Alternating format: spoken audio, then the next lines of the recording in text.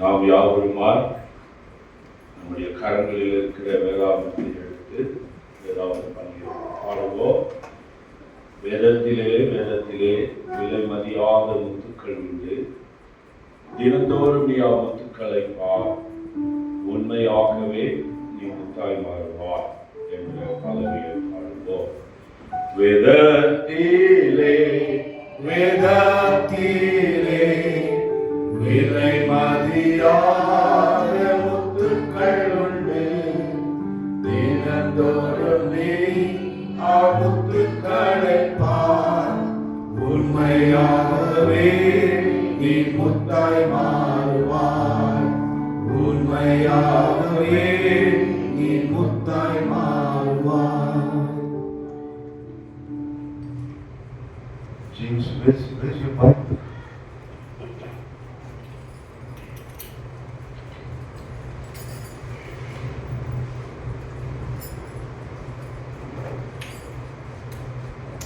Before we go to the time of worship, let us all turn our Bibles to the book of Isaiah, chapter 25.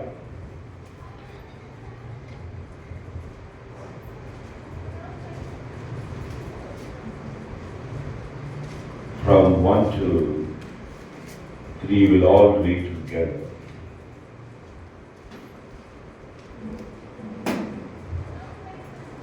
நாம் ஆராதனைக்கு செல்வதற்கு முன்பதாக நம்முடைய கரங்களில் வேதாகமத்திலிருந்து ஏசாயாவின் புத்தகம் 25ஆம் அதிகாரம் 1 வரை எல்லோருமாய் சேர்ந்து வாசிப்போம்.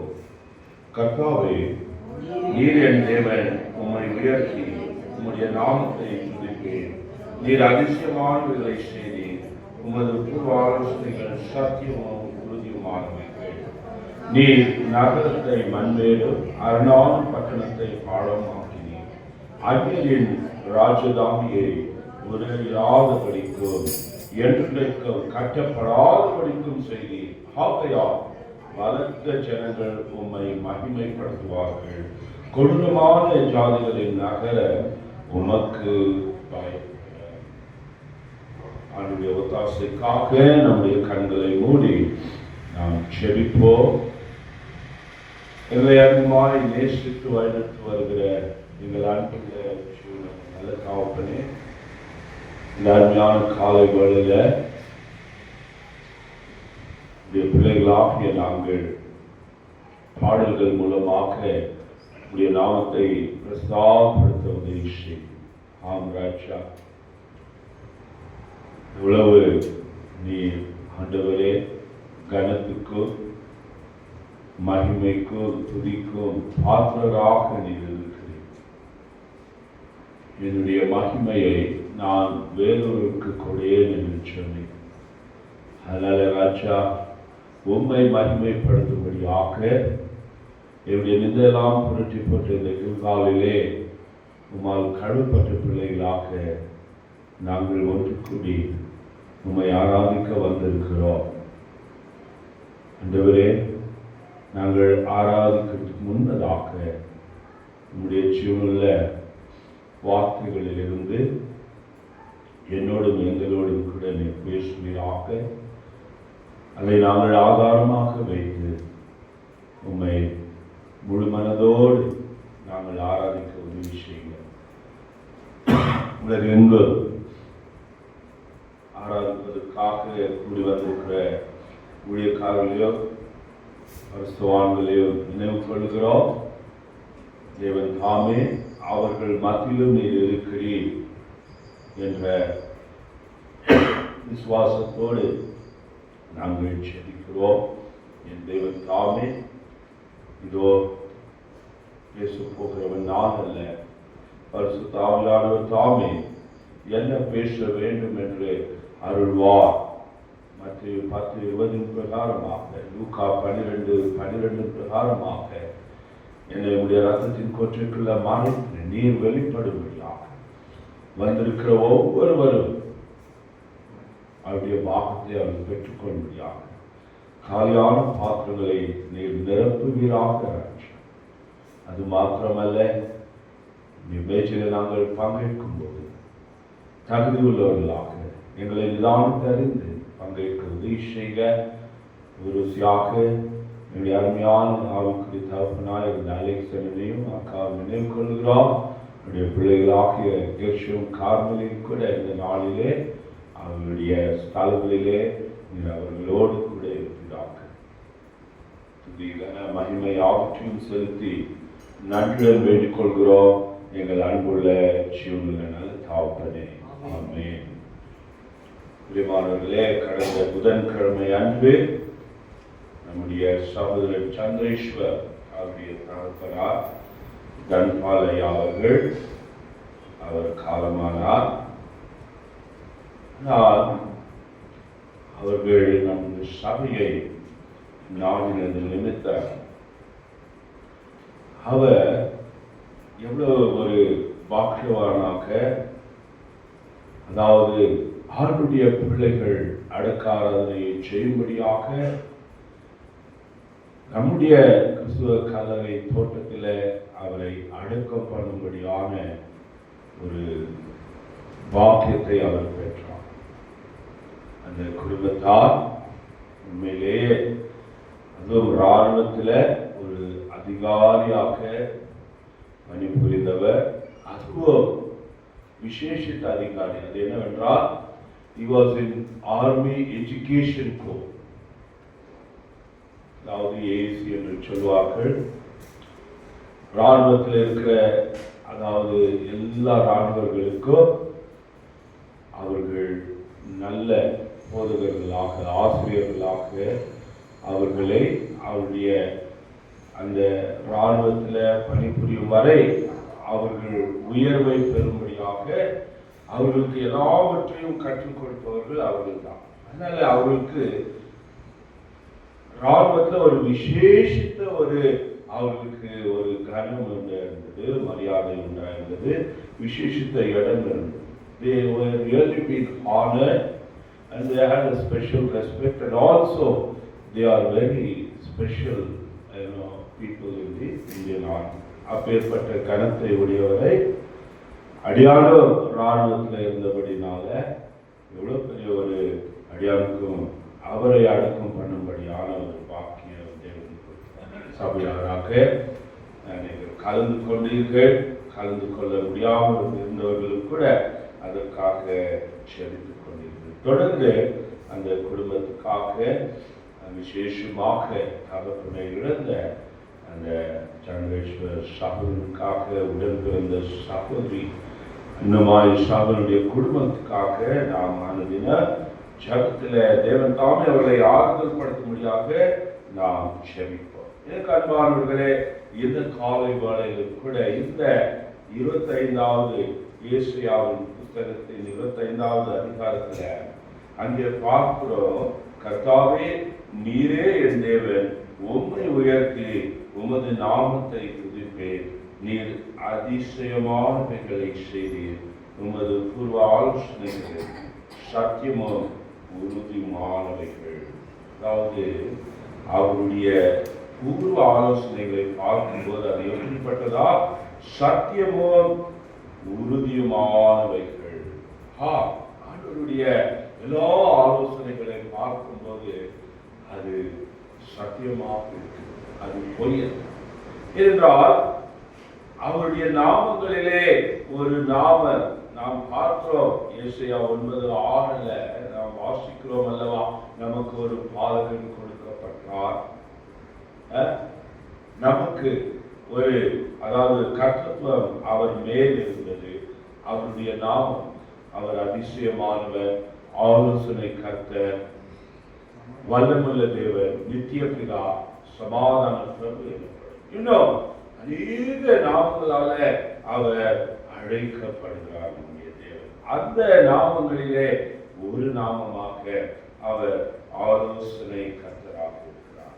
அதனால பிரியமானவர்களே, அப்பேற்பட்ட ஆலோசனை கர்த்தருடைய பிள்ளைகளாகிய நாம் இந்த காலை வேளையில அவரை ஆராதிக்க வந்திருக்கும் போது, அதோடு கூட நாம் 1 யோவான் 2ஆம் அதிகாரத்தில் கூட, அதாவது அப்பேற்பட்ட, அதாவது இயேசு கிறிஸ்துவை, அதாவது தேவகுமாரனை நாம் ஒருபோதும் மறுதலிக்காதபடி என்றென்றைக்கோ அவருடைய பிள்ளைகளாக, அவரை ஆராதிக்கிறவர்களாக, கனப்படுத்துகிறவர்களாக, மகிமைப்படுத்துவர்களாக, அவருடைய நாமத்தை உயர்த்துவர்களாக நாம் காணப்பட வேண்டும். பாருங்க, 1 யோவான் 2ஆம் அதிகாரத்தில் கூட, அதாவது நாம் வாசிக்கிறோம் 24ஆம் வசனத்திலிருந்து நாம் கடைசி வரை, அதாவது 29வது வசனம் வரை மாறி மாறி வாசி.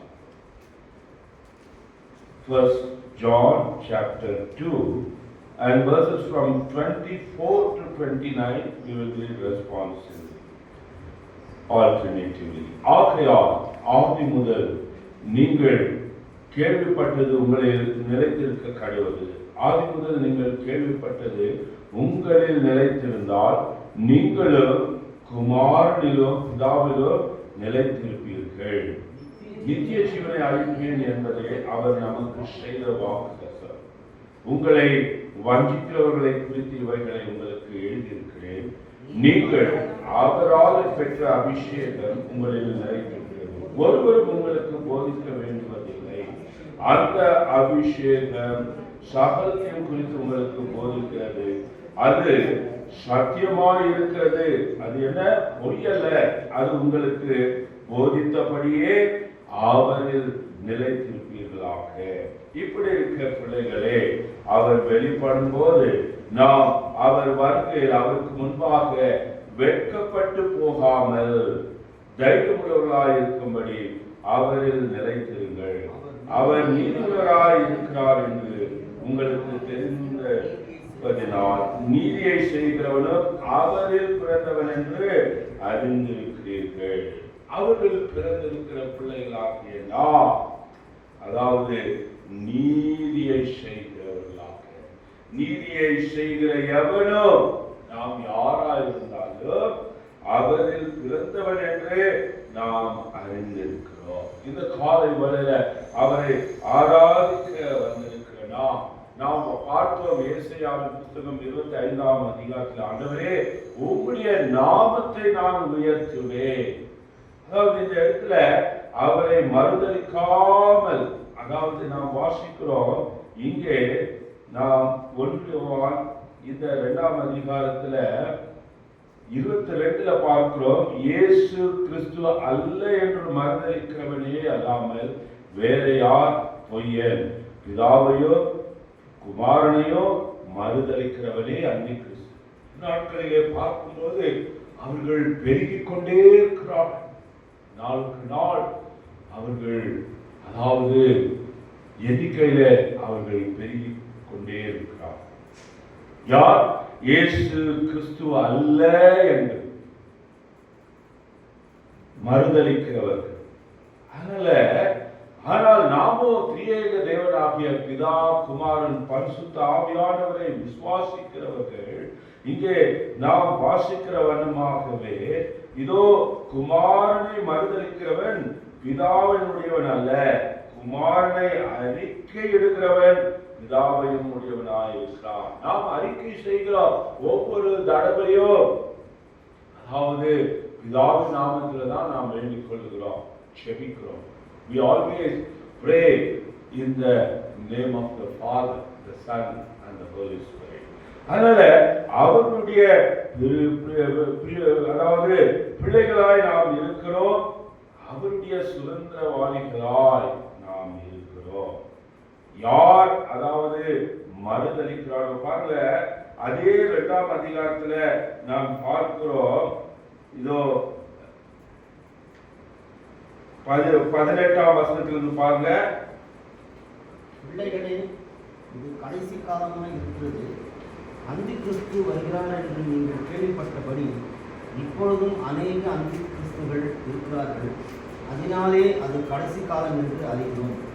அவர்கள் நம்மை விட்டு பிரிந்து போனார்கள், ஆகினும் அவர்கள் நம்முடையவர்களாய் இருக்கவில்லை. நம்முடையவர்களாய் இருந்தார்களானால் நம்முடனே நிலைத்திருப்பார்களே. எல்லோரும் நம்முடையவர்கள் அல்ல என்று வெளியாகும்படி அவர்களுக்கே பிரிந்து போனார்கள். அவர்களாலே அவர்கள் பிரிந்து போனார்கள். ஏனென்றால் அவர்கள் பிதா குமாரன் பரிசுத்த ஆவியானவரை விசுவாசிப்பதில்லை. அவரில் அவர்கள் நிலைத்திருப்பதில்லை. அதனால பிரியமானவர்களே, முதலாவது நாம் இங்கே வாசிக்கிற வண்ணமாக அவரில் நாம் நிலைத்திருக்கிறவர்களாக இருக்க வேண்டும். We have to be always in the Lord, in the Father, Son and the Holy Spirit. பாருங்க, நாம் வாசிக்கிறோம் பாருங்க, யோவான் சுவிசேஷம் 15ஆம் அதிகாரத்தில் இயேசு கிறிஸ்துவே அங்க என்ன சொல்றார் பாருங்க. We see in John chapter 15 எவ்வளவு அருமையாக அங்கே அவர் அந்த அதிகாரத்தில் அவர் ஆழமாக ஒவ்வொருவரும் புரிந்து கொள்ளும்படியாக அங்கே விவரிக்கிறார். பாருங்க என்னவென்று யோவான் சுவிசேஷம் 15ஆம் அதிகாரத்தில் 2ஆம் வசனத்துல பாருங்க, 2:3 என்னில் கனி கொடாது இருக்கிற கொடி எதுவோ அதை அவர் அறுத்து போடுகிறார். கனி கொடுக்கிற கொடி எதுவோ அது அதிக கனிகளை கொடுக்கும்படி அதை சுத்தம் பண்ணுகிறார். நான் உங்களுக்கு சொன்ன உபதேசத்தினாலே நீங்கள் இப்பொழுது சுத்தமாய் இருக்கிறீர்கள். இப்பொழுதே சுத்தமாய் இருக்கிறீர்கள். நம்முடைய தேவன் அவருடைய வெளியேறப்பட்ட ரத்தத்தை சிந்தி நம்மை பாவங்களை கழுவி நம்மை சுத்திகரித்திருக்கிறார்.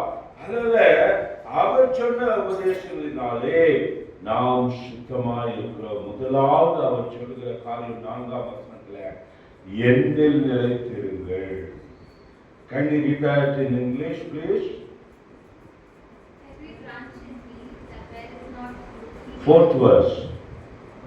abide in me and I in you, and the branch cannot bear fruit of itself. Oh dear beloved, we have to abide. We have to abide. அவரில் நாம் நிலைத்திருக்க வேண்டும். அவரே சொல்கிறார், என்னில் நிலைத்திருங்கள், அப்பொழுது நானும் உங்களில் நிலைத்திருப்பேன். எப்படி கொடியானது திராட்சை செடியில் நிலைத்திராவிட்டால் அது தானாய் கனி கொடுக்க மாட்டாதது போல நீங்களும் என்னில் நிலைத்திராவிட்டால் கனி கொடுக்க மாட்டீர்கள். If you won't abide in me, you cannot able to bring the fruits. You cannot bear fruits. நீங்கள் கனி கொடுக்க மாட்டீர்கள் என்று சொல்கிறார். அதனால இந்த காலை வேளையில அவருடைய நாமத்தினால அழைக்கப்படுகிற பிள்ளைகளாகிய நாம் அவரில் முதலாவது நாம் நிலைத்திருக்க வேண்டும். பிரியமானவர்களே, அது மாத்திரமல்ல, இதோ 5ஆம் வசனத்தில் என்ன சொல்கிறார்? நானே திராட்சை செடி, நீங்கள் கொடிகள். ஒருவன் என்னிலும் நான் அவனிலும் நிலைத்திருந்தால் அவன் மிகுந்த கனிகளை கொடுப்பான். என்னை அல்லாமல் உங்களால் ஒன்றும் செய்யக்கூடாது. இதுவே முடியாது. ஆண்டவர் இல்லாம நம்மளால ஒன்றுமே செய்ய முடியாது. அதான் ஒரு பக்தன் எவ்வளவு அழகாக பாடுகிறார், நீங்க இல்லாம என்னால வாழவே முடியாது ஐயா, உங்க கிருபை இல்லாம என்னால ஒரு அடிப்படை எடுத்து வைக்க முடியாது. அவருடைய வாழ்க்கையில எப்படியாக இந்த ஜீவனுள்ள தேவனை அவர் வழிபடுகிற நிமித்தம், விசுவாசிப்பது நிமித்தம் நம்பிக்கை உள்ளவனாக அவன் இந்த பாடலை எழுதி பாடியிருக்கிறார். நீங்க இல்லாம என்னால வாழவே முடியாது. அதே அதான் இங்கே சொல்றார், அதாவது நான் அவனிலும் நிலைத்திருந்தால் அவன் மிகுந்த கனிகளை கொடுப்பான், என்னை அல்லாமல் உங்களால் ஒன்றும் செய்யக்கூடாது. ஆண்டவர் இல்லாம நம்ம எந்த காரியத்தை நாம் செய்கிறோமோ பிரியமானவர்களே, முடிவிலே நாம் அங்கே தோல்வியை காண்கிறோம். நம்முடைய வாழ்க்கை எந்த விதமான ஆசீர்வாதத்தை நாம் பெற்றுக்கொள்ளவே முடியாது. ஆரம்பம் மிக ஆசீர்வாதமாக காணப்படும். நான் செல்ல செல்ல செல்ல பார்க்கும் போது அது வேதனை தான் அது கொடுக்கும். ஆனால் நாம் வாசிக்கிறோம் நீதிமொழிகள் 10:22 கர்த்தருடைய ஆசீர்வாதமே அது ஐஸ்வர்யத்தை கூட்டும், அதனோடு அவர் வேதனையை கூட்டார். எனக்கு அன்பானவர்களே, when the Lord blesses, He will add riches. He will never ever add sorrow in that. பார்த்தீங்களா? உலக பிரகாரமான ஆசீர்வாதங்கள் முடிவிலே அது நமக்கு வேதனையை கொண்டு வரும். ஆனால் கர்த்தருடைய ஆசீர்வாதம் நமக்கு அது ஐஸ்வர்யத்தை கொடுக்கும். ஆபிரகாமை அப்படியாகதான் அவனை வெளியே அழைத்து வந்து அவனை ஆசீர்வதித்தார். அதனால்தான் ஆபிரகாம் ஐஸ்வர்ய சம்பூர்ணனாக அவன் வாழ்ந்தார். அப்பேற்பட்ட சந்ததியில நாம் இருக்கிறோம். We have been called as the children of Abraham. Generation to generation. சந்ததி முதல் சந்ததியாக இவர்கள் ஆபிரகாமின் சந்ததி என்று கருதப்படுகிறது. அதனால பிரியமானவர்களே, நாம் அவரில் நாம் நிலைத்திருக்க வேண்டும். அவரில் நிலைத்தில்லாவிட்டால் நாம் ஒன்றுமே செய்ய முடியாது. அதாவது அவர் இல்லாம நாம ஒன்றுமே செய்ய முடியாது. அது மேல பாருங்க, 6ஆம் வசனத்துல ஒருவன் என்னில் நிலைத்திராவிட்டால் வெளியிலே எரியுண்ட கொடியை போல அவன் எரியுண்டு உலர்ந்து, அதாவது போவான். அப்படிப்பட்டவைகளை சேர்த்து அக்கினியிலே போடுகிறார்கள், அவைகள் எரிந்து போ, ஒன்றுக்கும் பிரயோஜனம் இல்லாமல் எரிந்து சாம்பலாகி விடும். ஆண்டுக்குள்ள நாம் நிலைத்திருக்க வேண்டும். இந்த கடைசி நாட்களிலே, அந்த கிறிஸ்துவானவர் ஆளுகை செய்கிற நாட்களிலே, அந்த கிறிஸ்துவானவர் அவர் இருக்கின்ற நாட்களிலே நாம் அவரில் நாம் நிலைத்திருக்க வேண்டும். எல்லாம் பார்க்கும் போது, அதாவது அவருடைய வருகை மிகவும் சமீபமாக இருக்கு, மிகவும் சமீபமாக இருக்கு. உத்தரப்பிரதேசத்துல போன வாரத்தில் ஒரு, அதாவது 20 நாளைக்கு முன்னாடி தான் அங்கிருந்து ஒரு, நான் 1986, 87, 88 அங்க இருக்கும் பொழுது அங்கு ஒரு ஊழியக்காரர் அடியாருடைய, அதாவது என்னை சந்திக்கும்படியாக அவருடைய மகன், அதாவது கேன்சர், அதனால சிஎம்சிக்காக கொண்டு போகும்படியாக வந்திருந்தாங்க. அவத்துல கேட்டு இவ்வளவு பயங்கரமான ஒரு சூழ்நிலை. அங்கே ஆராதனை நடத்தி கொண்டு இருக்கும் போது அந்த, அதாவது ஆர்எஸ்எஸ் ஜனங்கள் மத்தியில் வந்து உட்கார்ந்து கொண்டிருக்கிறார்கள். இவர்கள் அதாவது மத மாற்றுகளாக இருக்கிறார்களா, அப்பேற்பட்ட ஏதாவது வார்த்தையை பொழிவார்களா என்று அவர்கள் கண்ணோக்கமாக இருக்கிறார்கள். அவ்வளவு பயங்கரமான ஒரு நாட்களிலே அங்கே வாழ்ந்து கொண்டிருக்கிறார்கள். நாளுக்கு நாள் பார்க்கும்போது அதிகமாகிக் கொண்டே இருக்கிறது. ஆனால் இங்கே பார்க்கும்போது அவருடைய பிள்ளைகளாகிய நாம், அவருடைய நாமத்தை உயர்த்துவர்களாகிய நாம் முதலாவது அவருக்குள் நாம் நிலைத்திருக்க வேண்டும். அவருக்குள் நிலைத்திருக்கும் போது நாம், அதாவது மிகுந்த கனிகளை நாம் கொடுக்கிறவர்களாக இருப்போம். அது மாத்திரமல்ல, அவரில் நாம் நிலைத்திருக்கும் போது பாருங்க 7ஆம் வசனத்துல, நீங்கள் என்னிலும் என் வார்த்தைகள் உங்களிலும் நிலைத்திருந்தால் நீங்கள் கேட்டுக்கொள்வது எதுவோ அது உங்களுக்கு செய்யப்படும். நமக்கு செய்யப்படும். பெருமானவர்களே, அவரிலும் அவருடைய வார்த்தையிலும் நாம் நிலைத்திருக்கும் போது நாம் கேட்டுக்கொள்வது எதுவோ அது உங்களுக்கு செய்யப்படும். நம் ஒவ்வொருடைய வாழ்க்கையில நம் மனதில் இது கை வைத்து நாம் நம்மை நாமே கேட்கும் போது எவ்வளோ காரியங்களை நாம் அவரிடத்தில் கேட்டு நாம் பெற்றுக்கொண்டு இருக்கிறோம். ஏனென்றால் அது அவரில் நிலைத்திருப்பது நிமித்தம், அவருடைய வார்த்தையில் நிலைத்திருப்பது நிமித்தம் அவரை நோக்கி நாம் எதெல்லாம் கேட்டுக்கொள்கிறோமோ அவைகளை நாம் பெற்றுக்கொள்கிறோம். அது நமக்கு செய்யப்படும் என்று அங்கு எழுதப்பட்டிருக்கிறது. அது மாத்திரமல்ல, 8ஆம் வசனத்தில், நீங்கள் மிகுந்த கனிகளை கொடுப்பதினால் என் பிதா மகிமைப்படுவார், எனக்கு சீஷராய் இருப்பீர்கள். அதனால பிரியமானவர்களே, பிதா மகிமைப்படும்படியாக நாம் அவரிலே நாம் நிலைத்திருக்க வேண்டும். அவருடைய வார்த்தையில நாம் நிலைத்திருக்க வேண்டும்.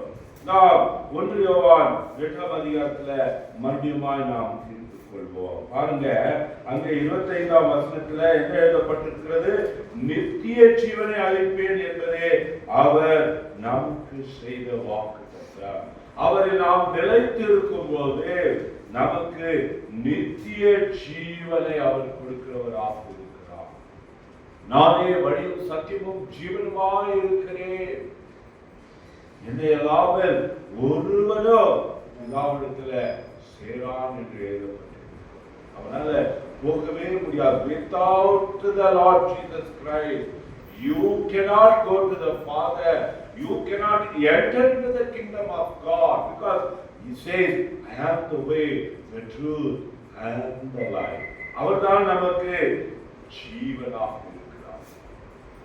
அதாவது இன்னொரு இடத்துல சொல்லுகிறார், அதாவது என்னிடத்து தாகமாய் இருக்கிறவர் என்னிடத்துல வந்து அவர் எந்த ஜீவ தண்ணீரை அவன் அருந்தும்போது என்னாலும் அவன் ஜீவனோடு இருப்பான் என்று சொல்லுகிறார். எனக்கு அன்பானவர்களே, நித்திய ஜீவனை அளிப்பேன் என்பதே அவர் நமக்கு செய்த வாக்குத்தத்தமாக இருக்கிறது. அதனால நாம் எந்த விதத்திலும் இந்த நாட்களிலே நாம் வஞ்சித்து விடாதபடி நாம் மிகவும் ஜாக்கிரதை உள்ளவர்களாக நாம் வாழ வேண்டும். அவனுடைய வேலையே என்னவென்றால் கிறிஸ்துவ குடும்பங்களை எப்படியாகிலும் அசமாதானமாக வைக்க வேண்டும். சோர்வை அவருடைய வாழ்க்கையில கொண்டு வருகிற காரியம். அது மாத்திரமல்ல, அநேக சமயங்களிலே பார்க்கும்போது எதிர்பாராத காரியங்களை நம் குடும்பங்களிலே அவர் கொண்டு வந்து விடுகிறார். அன்னை கிறிஸ்துவார்கள். அதனால பிரியமானவர்களே, இங்கே அதாவது இந்த 1 யோவான் 2ஆம் அதிகாரத்துல மறுபடியுமாய் நமக்கு அவர் நினைப்பூட்டுகிறார், நாம் அவரில் நிலைத்திருக்க வேண்டும். பாருங்க, 27ஆம் வசனம் வாசிங்க. நீங்கள் அவராலே பெற்ற அபிஷேகம் உங்களில் நிலைத்திருக்கிறது, ஒருவரும் உங்களுக்கு போதிக்க வேண்டியதில்லை. அந்த அபிஷேகம் சகலத்தையும் குறித்து உங்களுக்கு போதிக்கிறது. அது சத்தியமாய் இருக்கிறது, பொய் அல்ல. அது உங்களுக்கு போதித்தபடியே அவரை நிலைத்திருப்பீர்களாக. போதித்தபடியே அவரில் நிலைத்திருப்பீர்களாக. அதாவது ஒவ்வொருவரும் அவருடைய பிள்ளைகளாகிய நாம் அவரால் பெற்ற அபிஷேகமானது நம் ஒவ்வொருவரிலும் நிலைத்திருக்கிறது. இதை அநேக தடவை நாம் மறந்து விடுகிறோம். என்றைக்கு நாம் ஆண்டவராக இயேசு கிறிஸ்துவை நீ விசுவாசித்தாயோ, உன்னுடைய பாவங்கள் மன்னிக்கப்பட்டதோ, ஞானஸ்தான சாட்சியை நீ பெற்றுக்கொண்டாயோ, அந்த நாளிலேயே அப்படி அபிஷேகத்தை நீ பெற்றிருக்கிறாய். சகோதரிய நாம் அந்த அபிஷேகத்தை பெற்றிருக்கிறோம், அதை நாம் மறந்து விடுகிறோம். அதை குறித்து ஒருபோது நாம் எண்ணுவதில்லை. அதை குறித்து அசதியாக அஜாக்கிரதையாக நாம் இருந்து விடுகிறோம். நான் அந்த அபிஷேகத்தை பெற்றிருக்கிறேன். நம்ம வீட்டில் நடக்கிற அந்த சுவிசேஷ கூட்டத்துல ஒரு சகோதரனுடைய மருமகள் வந்த, அதாவது கூட்டம் முடிந்த பிறகு, uncle kindly pray that I have to be anointed, நான் அபிஷேகம். அது கேட்டமா, நீங்க உங்களுக்கு ரட்சிப்பு அடைந்திருக்கிறதா? இல்ல அங்கிள், நான் இன்னும் ரட்சிக்கப்படல. Then how will we anoint? இல்ல அவங்களாம் போனா சொல்றாங்க, நான் உடனே அபிஷேகம் பெற்றுக்கொள்ளணும். போய் நின்னாலே ஒரு அபிஷேகம் வந்தது. Then I started explaining. அப்பேற்பட்ட அபிஷேகம் அல்ல. என்றைக்கு நீ ஆண்டவராக இயேசு கிறிஸ்துவை ஏற்றுக்கொள்கிறாயோ, அந்த நாளிலிருந்து இங்கே சொல்லுகிற வண்ணமாகவே அவரால் பெற்ற அபிஷேகம் உங்களில் நிலைத்திருக்கிறது. In us. Yes, we are all been anointed by Him. அதனால பிரியமானவர்களே, இதை ஒருபோதும் நாம் மறந்து விடக்கூடாது. அதாவது ஒருவரும் உங்களுக்கு போதிக்க வேண்டியதில்லை இதை குறித்து. அந்த அபிஷேகமானது சகலத்தையும் குறித்து உங்களுக்கு போதிக்கிறது. எப்படிலிருந்து அவருடைய பிள்ளையாக நீ ஆகி விடுகிறாயோ இந்த சத்தியமானது, அதாவது ஆதியாமத்திலிருந்து வெளிப்படுத்தின விசேஷம் வரை இருக்கிற சத்தியமானது நமக்கு அது போதிக்கிறதாக இருக்கிறது. சகலத்தையும் குறித்து நம்ம வேற இடத்துல போக வேண்டிய அவசியமே கிடையாது. நம்முடைய அன்றாட வாழ்க்கையில நாம் அவருக்கு பிரியமாய் நடக்க எல்லா காரியமும் இங்கே எழுதப்பட்டிருக்கு. எது செய்ய வேண்டும், எது செய்யக்கூடாது, எது அவர் பார்வைக்கு பிரியமாக இருக்கிறது, எது அவர் பார்வைக்கு அற்பமாக இருக்கிறது, எல்லாவற்றையும் இங்கே எழுதியிருக்கிறபடினால்தான் அவரே சொல்லுகிறார். என்னவென்று பாருங்க, யோவான் சுவிசேஷம் 8ஆம் அதிகாரம் 32ஆம் வசனத்துல என்ன எழுதப்பட்டிருக்கிறது பாருங்க. What is written in Gospel according to John chapter 8 verse 32? சத்தியத்தை அறிவீர்கள், சத்தியம் உங்களை விடுதலையாக்கும் என்றார். பாருங்க, சத்தியம் உங்களை விடுதலையாக்கும். எனக்கு அன்பானவர்களே, இந்த காலை வேளையிலே அவரை ஆராதிக்க வந்திருக்கிறோம், அவருடைய நாமத்தை உயர்த்த வந்திருக்கிறோம், அவருடைய நாமத்தை மகிமைப்படுத்த வந்திருக்கிறோம். அவருடைய சத்தியத்தை முதலாவது நாம் அறிந்து கொள்ள வேண்டும். அவர்கள் நிலைத்திருக்கும் பொழுது ஒவ்வொரு நாளும் இந்த சத்தியத்தை நாம் ஆழமாய் நாம் வாசித்து தியானிக்க வேண்டும். பிரியமானவர்களே, அதாவது இந்த சத்தியம்தான் நம்மை விடுதலை ஆக்கும். இன்னும் கீழே பாருங்க, 36ஆம் வசனம். ஆகையால் குமாரன் உங்களை விடுதலை ஆக்கினால் மெய்யாகவே விடுதலை ஆவீர்கள். அவர் நம்மை விடுதலை ஆக்கிவிட்டார். என்றைக்கு அவருடைய மகனாக நம்மை மகளாக தெரிந்து கொண்டாரோ அன்றைக்கே நம்மை அவர் விடுதலை ஆக்கி விட்டிருக்கிறார். He has set us free. The Son of God has set us free. எல்லா விதமான கட்டுகளிலிருந்து நம்மை அவர் விடுதலை ஆக்கி இருக்கிறார். பிரியமானவர்களே, அதனால குமாரன் உங்களை விடுதலை ஆக்கினார், மெய்யாகவே நீங்கள் விடுதலை ஆகுங்கள். இது பொய் அல்ல என்று ஆண்டவர் சொல்கிறார். அந்த இடத்துல நாம் வாசிக்கிறோம். 1 யோவான் 2ஆம் அதிகாரத்துல நாம் வாசித்த அந்த 27ஆம் வசனத்துல அது பொய் அல்ல, அது உங்களுக்கு போதித்தபடியே அவரில் நிலைத்திருப்பீர்களாக. என்னெல்லாம் போதித்திருக்கிறாரோ ஒவ்வொன்றையோ நாம் அன்றாட ஜீவிதத்துல அதை நாம் ஒவ்வொரு நாளும் அந்த இருதயத்தில் ஆழமாய் அதைய செய்து அதன் பிரகாரமாக நாம் வாழ்ந்து நடக்கையிலே காட்டி நாம் அதில் நாம் நிலைத்திருக்க வேண்டும். அப்படி நாம் நிலைத்திருக்கும் பொழுது நாம் அவரை, அதாவது உயர்த்துகிற காரியம், அவருடைய நாமத்தை உயர்த்துகிற காரியத்தை அவர் அங்கீகரிக்கிறவர்களாக இருக்கிறார், அவர் ஏற்றுக்கொள்கிறவராக இருக்கிறார். அப்பொழுதுதான் நம்முடைய ஸ்தோத்திர பலிகள் அங்கே அவருக்கு உகந்த வாசனையாக இருக்கிறது. அவர் அதை முகர்ந்தார் என்று நாம் வாசிக்கிறோம். நம் ஒவ்வொருடைய இந்த ஸ்தோத்திர பலிகளை, இந்த ஆராதனையை, ஆண்டவர் நமக்கு செய்த எல்லா உபகாரங்களை நாம் நினைவு கொண்டவர்களாக அவரை ஆராதிக்கிற அந்த ஆராதனை ஆகுது அவருக்கு, அதாவது அது மிகுந்த வாசனையாக இருக்கிறதா, அதை தேவன் முகத்தாரா என்பதை இந்த காலங்களில நாம் ஆராய்ந்து பார்ப்போம்.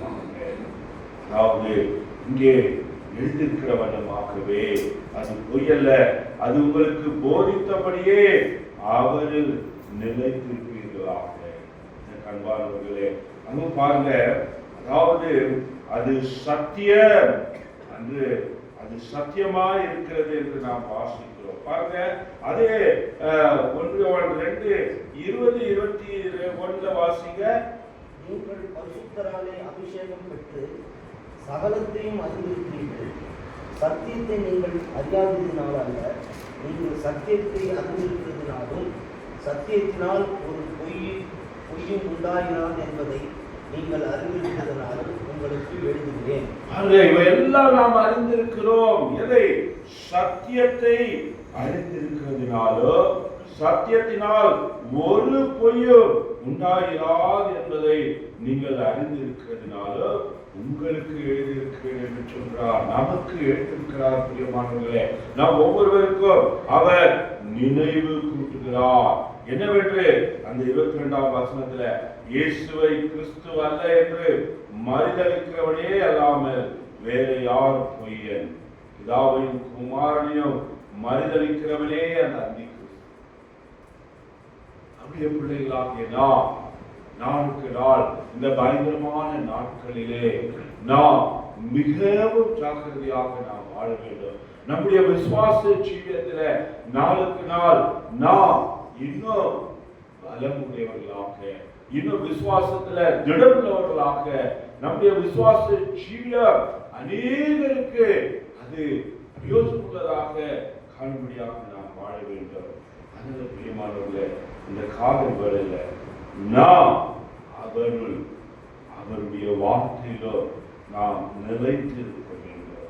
அது மாத்திரமல்ல, இந்த சத்தியத்தை நாம் என்னாலும் கடைபிடித்து இந்த சத்தியத்தின் மூலமாக போதித்திருக்கிற ஒவ்வொரு காரியப்படியே நாம் அந்த வார்த்தையில, இந்த சத்தியத்துல நாம் நிலைத்திருக்க வேண்டும். அதனால பிரியமானவர்களே, இங்கு 28ஆம் வசனத்துல எழுதியிருக்கிறபடியே இப்படி இருக்க பிள்ளைகளே, அவர் வெளிப்படும் போது நாம் அவர் வருகையில் அவருக்கு முன்பாக வெட்கப்பட்டு போகாமல் தைரியமுள்ளவராய் இருக்கும்படி அவரில் நிலைத்திருங்கள். அவர் வரும்போது நிச்சயமாக வரப்போகிறார். அந்நாளிலே நாம் தைரியமுள்ளவர்களாய் வெட்கப்பட்டு போகாதபடி அவரில் நிலைத்திருக்க வேண்டும். கால சத்தத்தோடு, பிரதான ஆசாரியர்களோடு, தூதர்களோடு அவர் வரும் பொழுது அங்கே நாம் அவருக்கு முன்பாக நிற்கும்படியாக, தைரியமுள்ளவர்களாய் நிற்கும்படியாக அவரில் நாம் நிலைத்திருப்போமா? அப்படியாக தேவன் தாமே இந்த காலை வேளையில அவருக்கு பிரயோஜனமுள்ள பாத்திரங்களாய் நாம் அவரை ஆராதிக்கும்படியாக, நாம் அந்த ஏசாயாவின் புஸ்தகத்துல அந்த 25ஆம் வசனத்துல வாசித்த வண்ணமாகவே ஒவ்வொருடைய வாழ்க்கையில அவரில் நாம் நிலைத்திருப்போம். அவருடைய, அதாவது நீரே என் தேவன், உம்மை உயர்த்தி உமது நாமத்தை நான் துதிப்பேன். நீர் அதிசயமானங்களை செய்தீர். உமது பூர்வ ஆலோசனைகள் சத்தியமும் உறுதியானவைகள் என்று நாம் சொல்லி அவரை நாம் இந்த வேளையில நாம் ஆராதிப்போமா? அப்படியாக தேவன் தாமே நாம் ஒவ்வொருவரையும், ஆண்டவரே, இதோ உடைய நாமத்தை நான் உயர்த்துவேன், அது மாத்திரமல்ல, இதோ நீர் அதிசயமானவைகளை செய்தீர், என் வாழ்க்கையில நான் கிரகிக்க முடியாத அளவுக்கு அதிசயங்களை நீர் செய்திருக்கிறீர்கள். எவ்வளவு, அதாவது பார்க்கும்போது வேகமாக இந்த 9ஆம் மாதத்தின் 14ஆம் நாளிலே நாம் இருக்கிறோம். சிவனோடு இருக்கிறோம். சகல விதமான சௌகரியங்களோடு நாம் இருக்கிறோம். அதனால பூர்வ ஆலோசனைகள் சத்தியமும் உறுதியானவைகள் என்று சொல்லி அவரை நாம் இந்த வேளையில் நாம் ஆரம்பிப்போமா? அப்படியாக தேவன் தாமே ஒவ்வொருவருக்கும் இந்த வேளையில இந்த வார்த்தைகளை மனதில் வைத்தவர்களாக, நாம் கேட்ட சத்தியத்தை ஆதாரமாக வைத்து அவரை நாம் ஆராதிப்போமா? அதாவது